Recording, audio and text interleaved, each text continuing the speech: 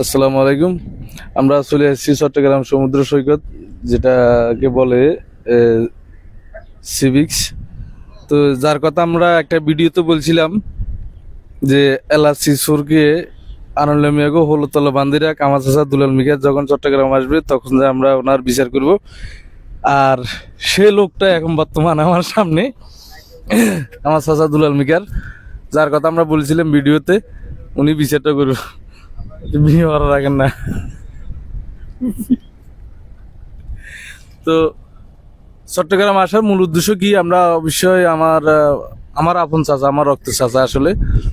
তো দেখি আমার চাচা কি বলে। কাকা, আসসালামু আলাইকুম। আপনার চট্টগ্রাম কি উদ্দেশ্যে আইছেন? তোর ওটা বাদ দে ডাকি। আর